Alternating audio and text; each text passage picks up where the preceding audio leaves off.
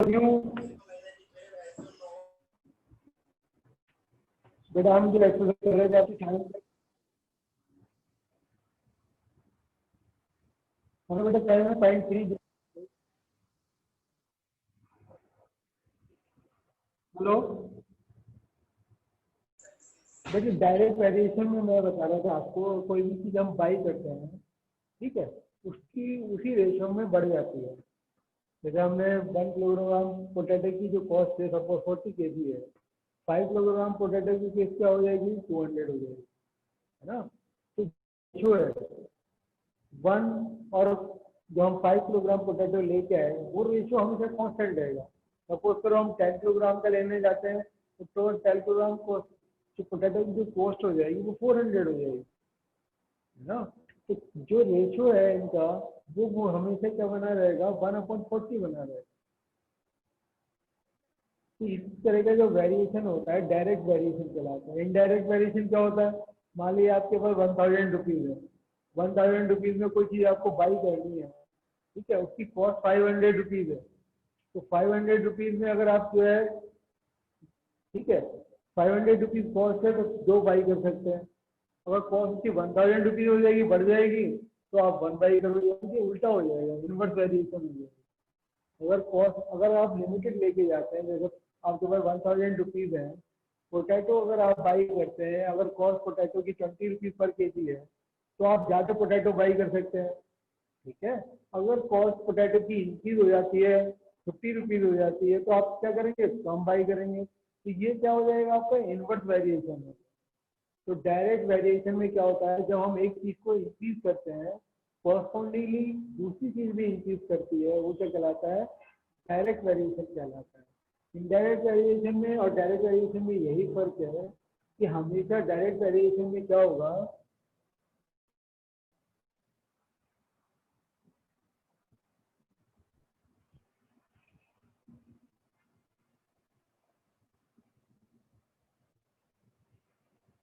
2 quantity है, उनका ratio हमेशा बराबर है, एक्स अपॉन वाई जो है वो कांस्टेंट रहेगा,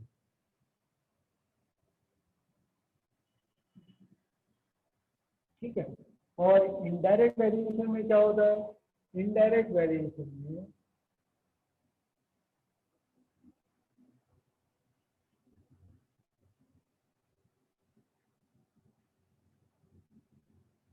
जैसे मैंने बताया कि आपके पास 1000 रुपीज़ है, तो उस पर जितने भी आपकी जो रेट है, तो जो क्वांटिटी है उनका प्रोडक्ट जो है वो 1000 ही रहना चाहिए।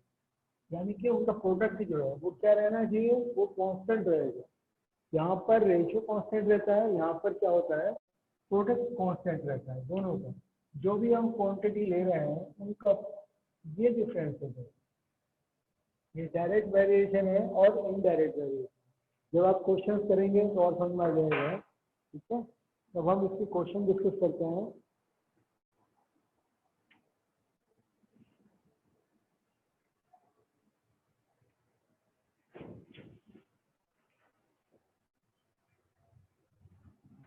ये बेटा एक्सरसाइज है आपकी 8.1।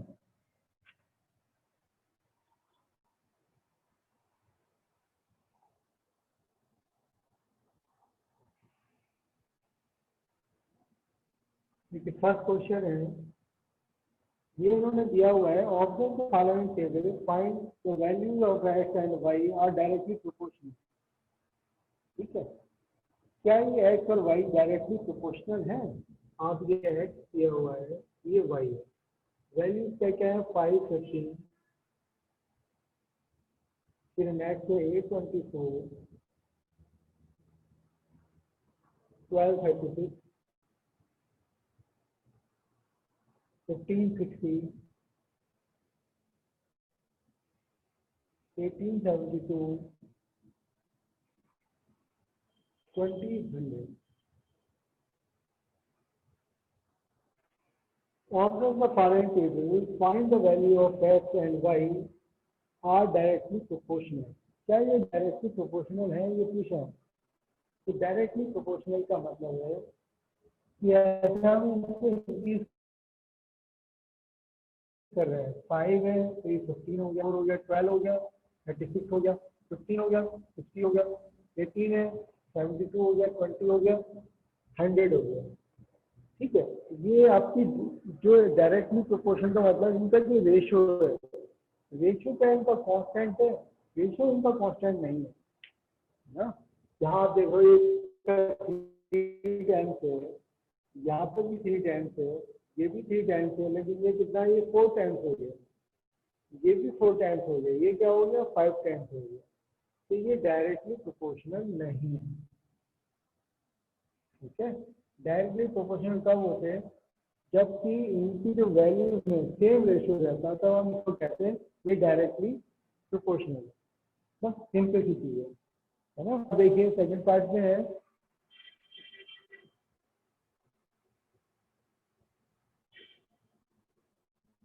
ये x है, y 39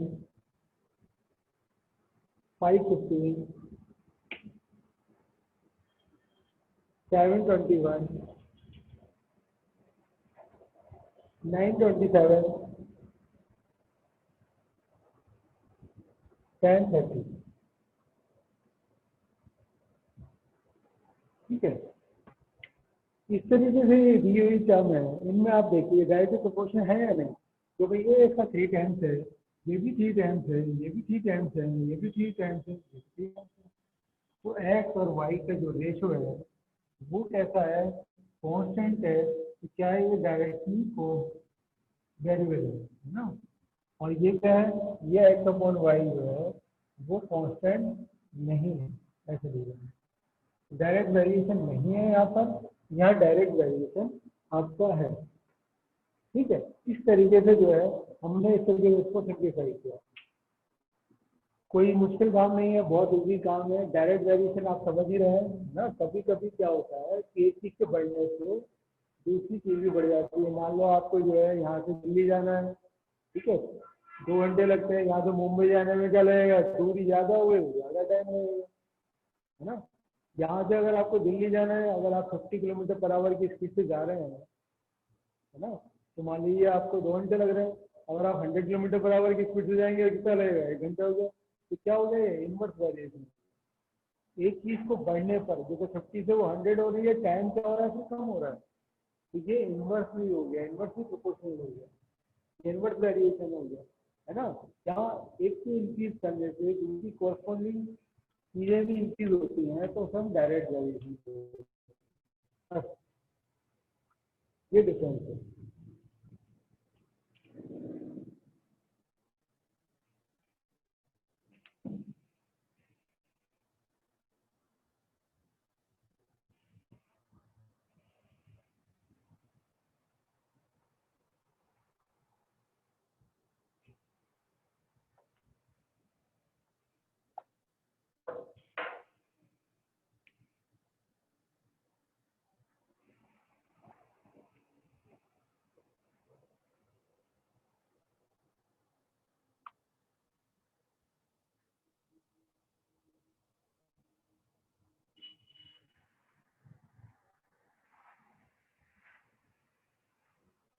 तो बट इसमें फर्स्ट सब ये 3 और 45 है, फिर यहाँ पर 5 है, यहाँ पर नहीं दिया है, फिर यहाँ नहीं दिया है, फिर यहाँ नहीं दिया है, फिर 120 है यहाँ पर, और यहाँ पर क्या है। तो ये जो आपको ये नहीं दिया हुआ है, ये वैल्यू आपको कैलकुलेट करनी है। ठीक है, इनका नाम हम रख लेते हैं ए बी सी डी, रख लिया हमने, ए बी सी डी, ये फाइंड आउट करना है। तो मैंने जैसे आपको बताया कि एक्स इसलिए डायरेक्ट वेरिएशन है, मैंने बोल दिया आपको कि डायरेक्ट वेरिएशन, अगर ये डायरेक्ट वेरिएशन है तो एक्स अपॉन वाई कॉन्स्टेंट रहना चाहिए हमेशा।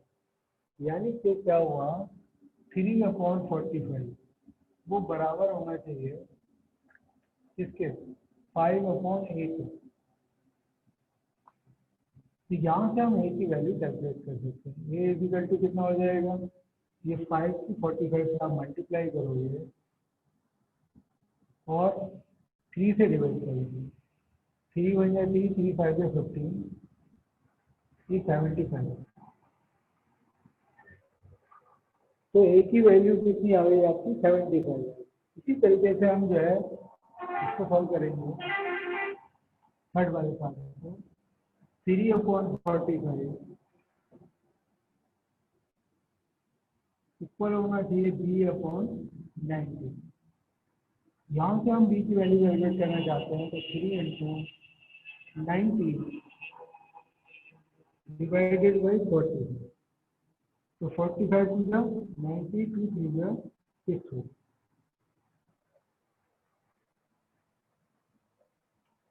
इसी तरीके से हम इसको कैलकुलेट कर सकते हैं। 3/45 है, ये गिवन है 3/120। तो सी की वैल्यू हो जाएगी आपकी 3 × 120 डिवाइडेड बाई 40। तो 3 से डिवाइड कर लिया हमने, 3 बन जाए 3, 3 5 15, 15 8 में कितना होता है 120। तो सी की वैल्यू कितनी हो गई 8 हो।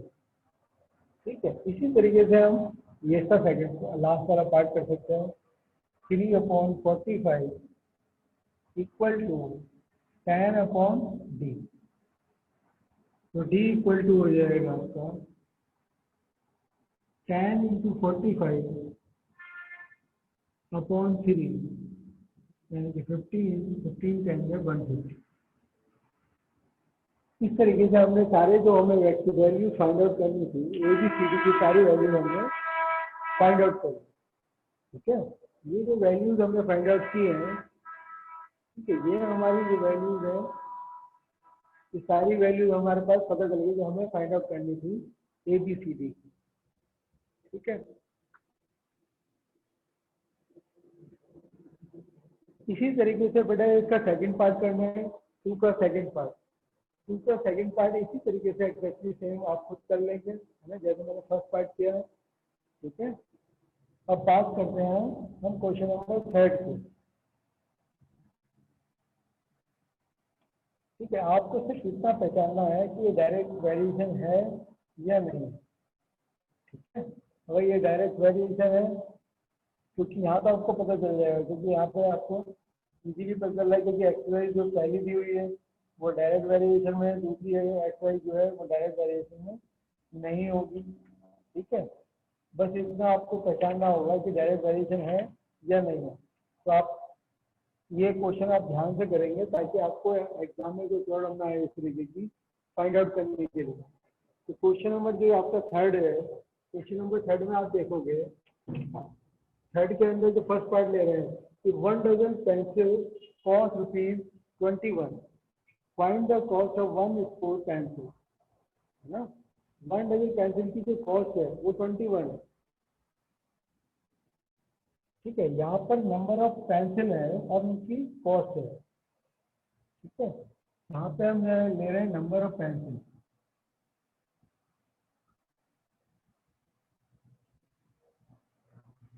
ठीक है, यहाँ पर आपको क्या लिया आपने 21,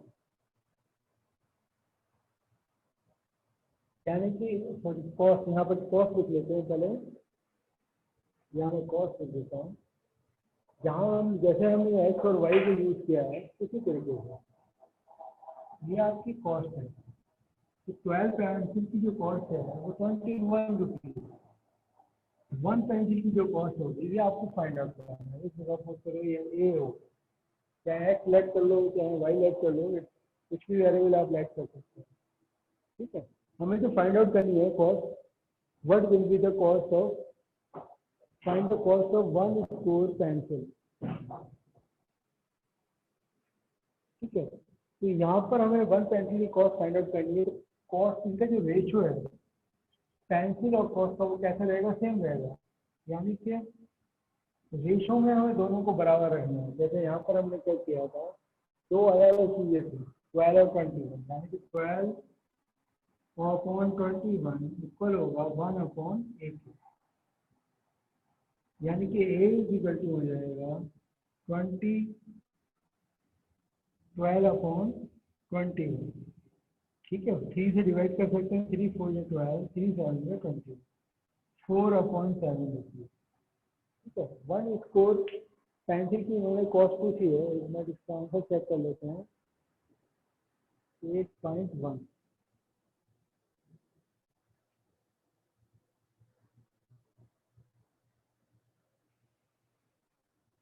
8.1 स्कोर का मतलब क्या है? 1.1 स्कोर पेंसिल 1 डजन 12 35 कॉस्ट दी हुई है। 35 कॉस्ट जो है, अगर हम 35 चाहते हैं तो यहाँ पे अगर 35 चाहते हैं, उससे आइडिया लग जाएगा कि 1 स्कोर का क्या मतलब है। वही 35 लेते हैं अगर हम, ठीक है। इसको ए लेके देखते हैं, आंसर का हम पता लगा लेते हैं कि क्या ये क्या पूछना चाह रहे हैं, 1 स्कोर का मतलब क्या है। क्योंकि ये जो गिवन है आपका 12/21 इक्वल टू A/35, ठीक है। तो ए की वैल्यू होगी आपकी 21 12 इंटू 35/21, ठीक है। 3 7 या 21, 3 4 या 12, 7 5 या 30, 5 4 या 20, यानी कि 21 स्कोर का मतलब इनका 20 पेंसिल है। समझेंगे नहीं? ये मतलब है 1 स्कोर का मतलब है 1 स्कोर पेंसिल मतलब 20 पेंसिल। ये 20 पेंसिल की कॉस्ट चार्ट है, ठीक है। 20 पेंसिल की कॉस्ट क्या होगी? 20 पेंसिल का 1 स्कोर का मतलब आप ये समझ लो 20 पेंसिल, ठीक है। अब इसको हम दोबारा से करते हैं क्वेश्चन को। ये मतलब है 1 डजन पेंसिल की कॉस्ट 21 रुपीज है। Find the cost of 1 score pencil. 1 score pencil का मतलब है 20 पेंसिल की कॉस्ट क्या होगी, ये क्वेश्चन है। तो इनका जो रेशो है वो हम इसे कैसा रहेगा, कॉन्स्टेंट रहेगा। 12/21 इक्वल टू 20/8, ठीक है। तो यहाँ पर क्या हो जाएगा आपका, इसकी क्रॉस मल्टीप्लाई करते हैं अगर हम, ये हो जाएगी value A into 20 12 equal to 21 into 20। क्योंकि हमें एक ही वैल्यू फाइंड आउट करनी है, तो A इक्वल टू 21 इंटू 20/12।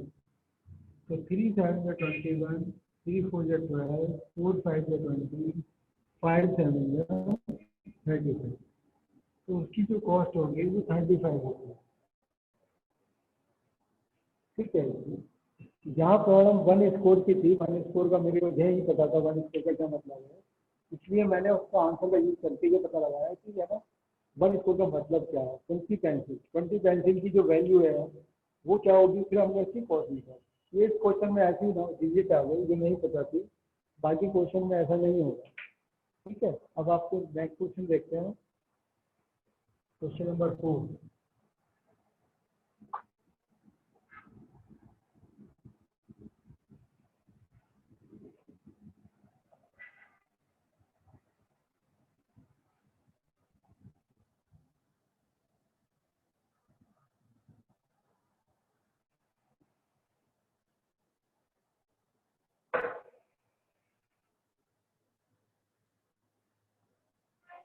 देखो बेटे, ये है in labourer round receive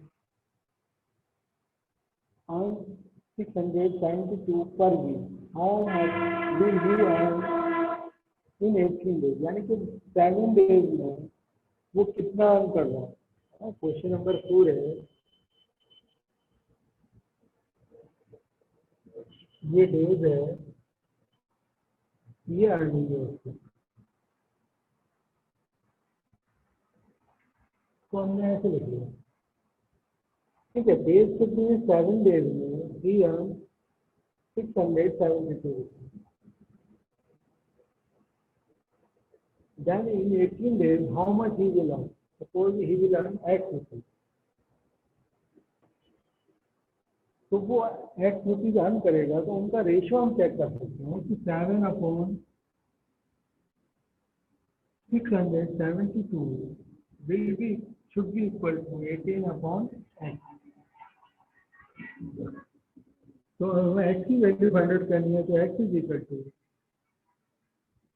18 into 672 divided by 7, 7 9 या 63, और 7 4 या 42. Now you can multiply by 18 for 72 और 89 ना 7 we have to carry 89 क्या हो गए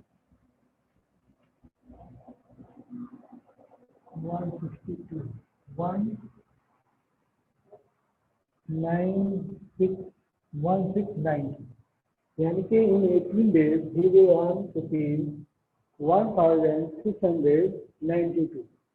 ठीक है, कितनी अर्निंग होगी अगर वो जो है 18 days वर्क करता है, क्योंकि डायरेक्ट वेरिएशन है, जितने दिन ज़्यादा काम करेगा उतनी ही अर्निंग उसकी ज़्यादा होगी। he earned 672 rupees in 7 days in a week. ठीक है, तो he will earn 1692 rupees in 18 days. तो यहाँ पे देख रहे हो आप, ये 2 टाइम्स से ज़्यादा है ना, 7 to the 14, तो यहाँ पे भी देखो अर्निंग 2 टाइम्स से ज़्यादा है 6 to the 12. इसी वेरिएशन में कुछ रेशो में उसकी वैल्यू जो है इंक्रीज कर रही है।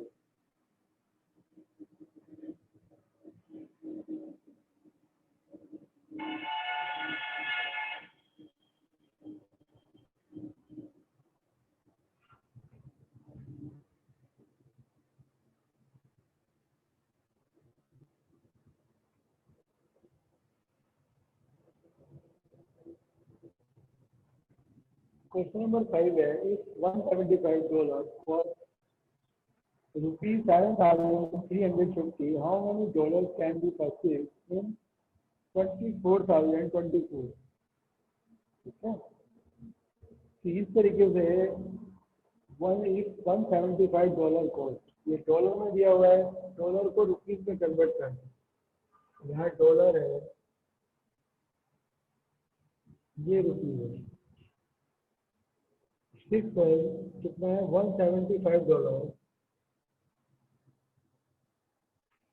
कॉस्ट ₹7,350.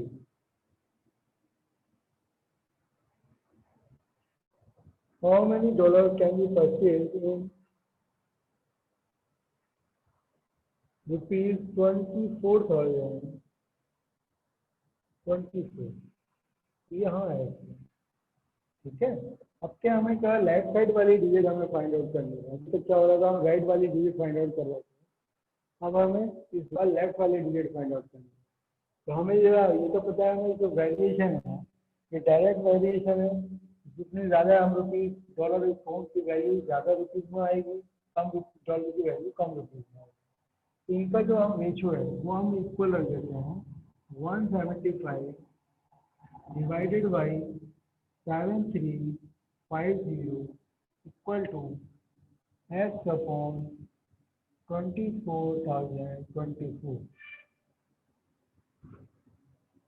अब हमें ये x की वैल्यू फाइंड आउट करनी है, तो x की वैल्यू फाइंड आउट करने के लिए 175 into 24,024 डिवाइडेड बाई 7350। अब इसको सिंप्लीफाई कर देगा, सिंप्लीफाई करने के लिए आप किससे डिवाइड कर सकते हो, 5 से कर लेते हैं पहले, ठीक है। 5 से डिवाइड करते हैं, 5 बन गया 5, ये क्या 5 हो गया 20, ये हो गया 5 बन गया 30, और ये 0 आ गया। फिर 5 से हमने इसे डिवाइड कर दिया, 5 टू द 10, 5 टू द 15,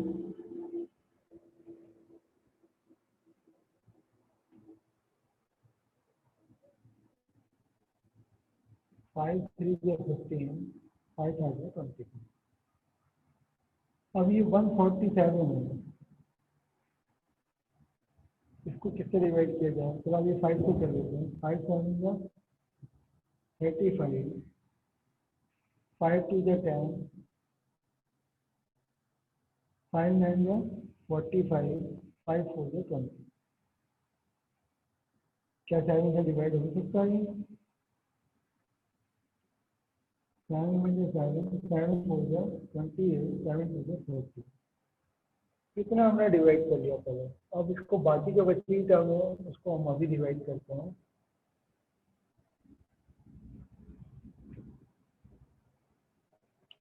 हमारे पास जो वैल्यू आ रही है x इक्वल टू आ रहा है 24024 डिवाइडेड बाई 42। ठीक है, बाकी तो हमने सब कैंसिल कर दिया, लेफ्ट वाले टाइम जो है कैंसिल हो चुकी। आप इससे ऐसा करो डिवाइड ही कर लेते हैं ना, आंसर आराम से पता चल जाएगा।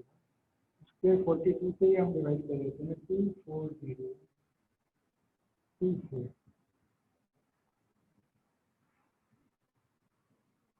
तो 5 टाइम्स कर लेते हैं, 5 टू 10, 5 टू 20, 21,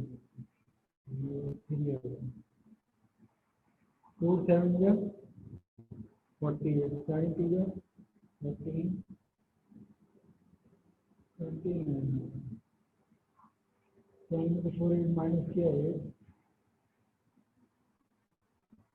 9 के 0, तो कितना है 84, 42 जो 84, यानी कि वैल्यू जो आ रही है इसकी 572 है। यानी कि इतने रुपीज़ में अगर हम इतने रुपीज़ खर्च करते हैं 24,020 रुपीज़, ठीक है, तो कितने डॉलर आएंगे? $572। ठीक है, तो ये इस तरीके से हमने कैलकुलेट किया है। तो सभी क्वेश्चन में जो है इसी तरीके से आपको डायरेक्ट वेरिएशन है, आपको इसी तरीके से वैल्यू दी हुई है, उनका आपको यूज करना है, यूज करके वैल्यू फाइंड आउट करनी है। तो मैं नहीं समझता इनमें आपको ज़्यादा प्रॉब्लम आएगी। जो पिछले वाले जो क्वेश्चन किए हैं आपने कंपाउंड टेस्ट वाले, उसकी कैलकुलेशन कमी है, ज़्यादा नहीं है, और इसमें कुछ ज़्यादा समझने के लिए भी कुछ नहीं है। आपको सिर्फ रेशो को बराबर रखना है। जब आप रेशो बराबर रखोगे, इन दोनों का रेशो इन दोनों रेशो के बराबर रख सकते हैं। डायरेक्ट वेरिएशन है तो कोई प्रॉब्लम नहीं होती, इन दोनों का रेशो भी इन दोनों के रेशो के बराबर रख सकते हैं, तब भी आंसर सही है।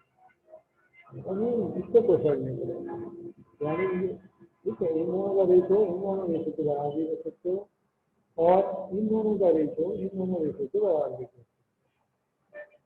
ठीक है, 175 डिवाइडेड बाई 734, तो हमने किया ही क्या है, 175 divided by X equal to हम लिख सकते हैं 7350 डिवाइडेड बाई 24,024। तो दोनों में से किसी तरीके से आप लिखोगे तो उसमें कोई प्रॉब्लम नहीं आएगी। डायरेक्ट वेरिएशन, इनडायरेक्ट वेरिएशन में क्या चेंज होगा वो हम उसी से बता देंगे। ठीक है,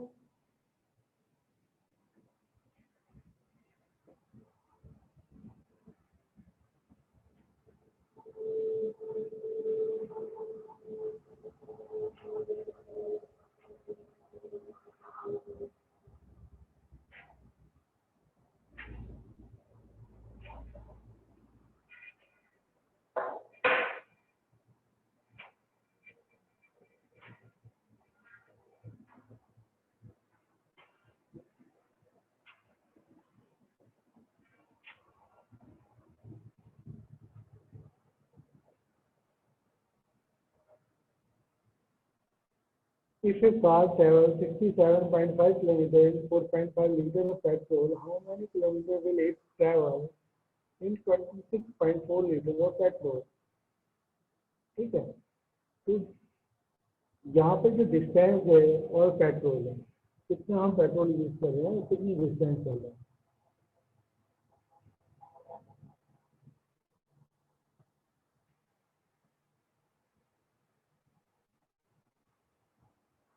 डिस्टेंस कितनी है?